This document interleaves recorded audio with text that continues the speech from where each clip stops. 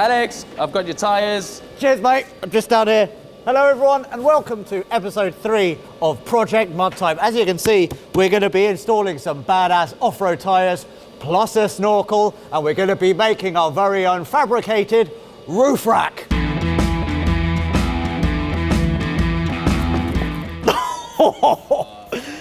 That is filthy. Wow. So we've got the 25mm spacers. Yeah, my work with spaces. And at the front. See, that's what I'm worried about, it hitting this. Oh, yeah.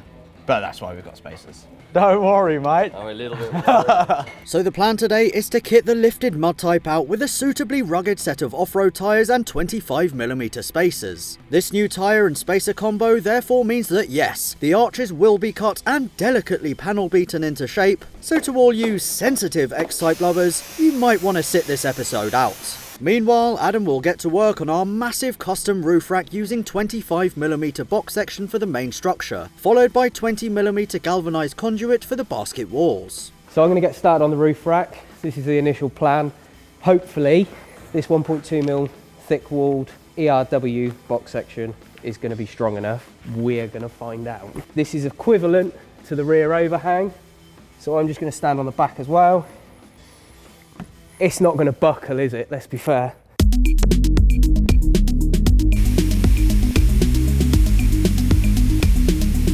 With the main frame roughly in place, Adam makes sure that all 4 corners are aligned using a welding magnet before tacking it all into place.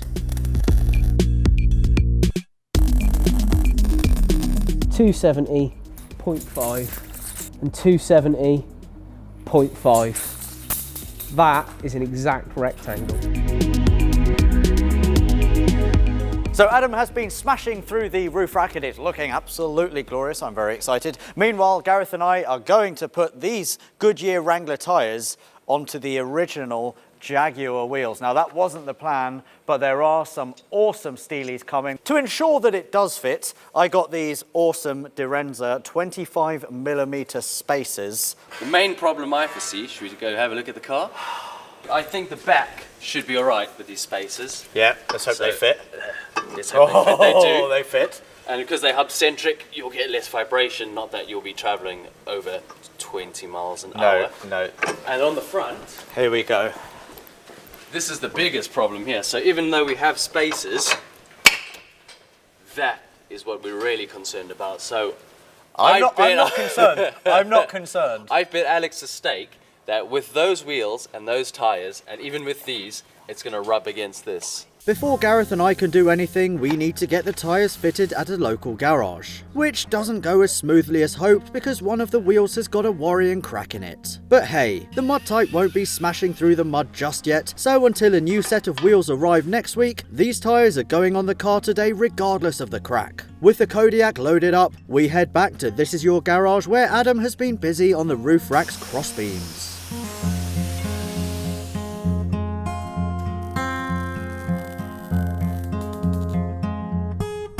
Now is the moment of truth. We've just put the tyres on the wheels and now we're going to fit these lovely Renz 25mm spacers that will also fit onto your Mondeo because this is a Mondeo, but not...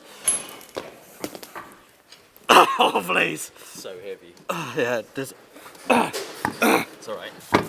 Oh, there it is. Look at that. Come here. I told you it'd fit. It fits like a glove. What? Fits like a glove. Absolute glove. See? Movement. Kissing it. Yeah. It fits. Kind of. So that fits. Oh, look at that. It's loving it-ish. Wait. No, it's touching. Wait. It's not touching. In your steak. Yes. 2 spacers and 2 wheels on, it's time to look at what we need for our custom snorkel.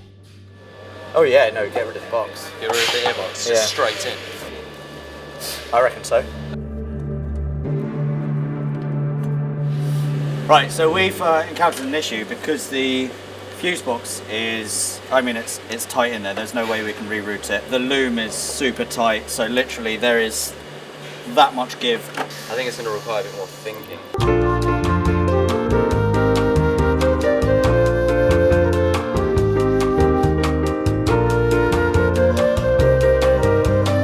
We'll get back to you. We like to think of the Snorkel project as a make-it-up-as-you-go-along type of situation. Gareth takes out the battery, iron bolt some things, and then hack away to see how much space we can magic up in the engine bay. Do you know what? When this car is done, I reckon I'm going to get loads of phone calls. Hi, can I speak to Alex Kirsten, please? Yeah, speaking. Hi, we've seen your series. I'm actually the boss of Jaguar Land Rover. We've seen what you've done, and we basically want to get your drawings, and we want to draft you in. We want to pay you £10,000 for one episode doing our cars up to make them even better off-road. Sorry, mate, I'm a bit busy at the moment. 20 grand. All right, okay, let's do this. 20 grand. You're going to come over. You're going to fly over. Bring your mechanic. We're going to do this. Yeah. So confused. Jaguar. Literally just on the phone now. Right, we've had another glorious idea, slightly different. We're going to try see if we can run the piping through the front here, which will miss the battery, we hope, and then up the side of the car. So, catch us back later. You're not supposed to see me in makeup.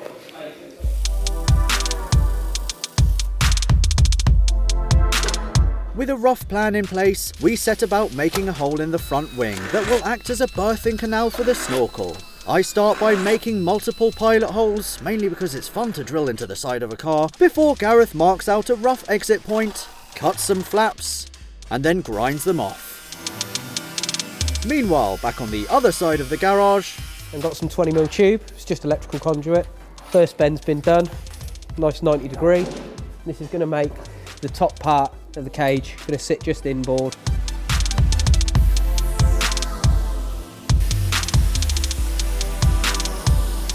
Just going to run the wire wheel now, try and get as much galv off of the pipe as possible. Not really the nicest stuff to be breathing in, so if you're ever welding galv, make sure you clean it up properly first.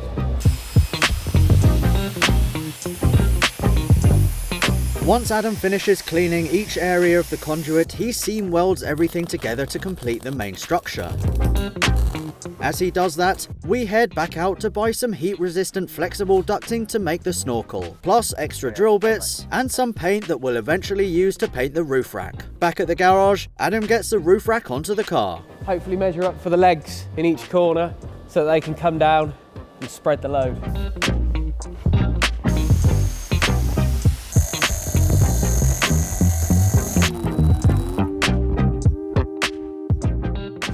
So in order to keep this mass airflow, we decided to cut this off, and we'll make that to that part there.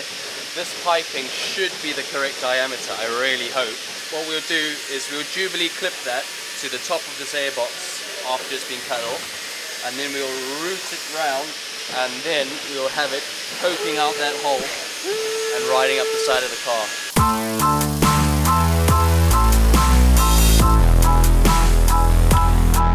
Meanwhile, I've got a straight edge, well, it's anything that was straight, and something sharp. And as you can see, I've expertly drawn where I'm going to be cutting in a little while to make sure that we can actually turn the wheels.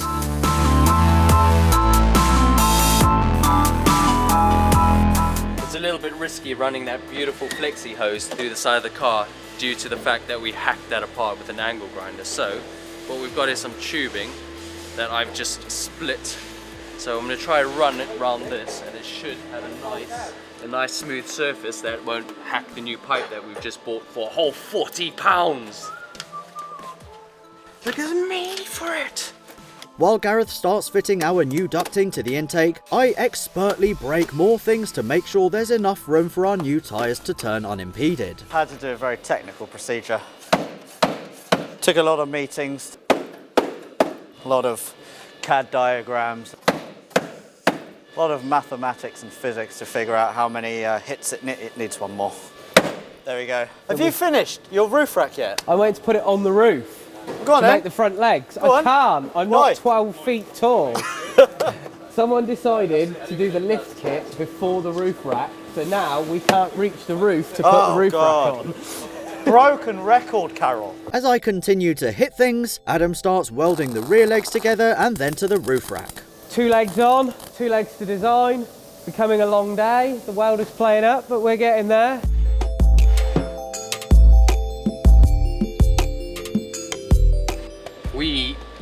just plugged that hole because it's not needed. It just went to a bit of plastic there.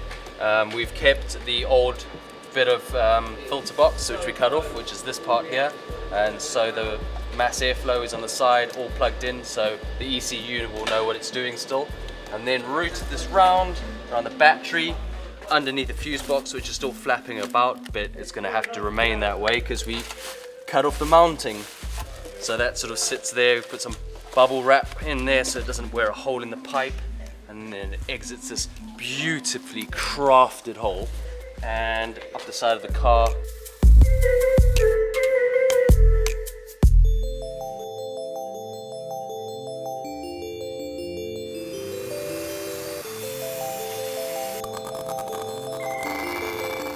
With Adam only a few welds away from completion, he runs into a problem. No. We're done. No gas, no welding. We can't even tack it in place. 2 legs, that's all that's left. Nevertheless, Adam squeezes a tiny dropout just to get each of the front legs on, and we have an almost finished roof rack. Over on our side, Gareth and I admire our freshly cut arches and then set about putting the wheels on the other side of the car. If you have a look here, there is nothing between that wheel and that's as much lock as you're going to get out of it. We are thinking we should just go and just cut it up through there, so we'll see how far we get with a cutting grinder. As Gareth cuts the wheel arches on the driver's side, I give the passenger side arches a bit more treatment to allow space for full lock. All 4 wheels fully on, and we're done.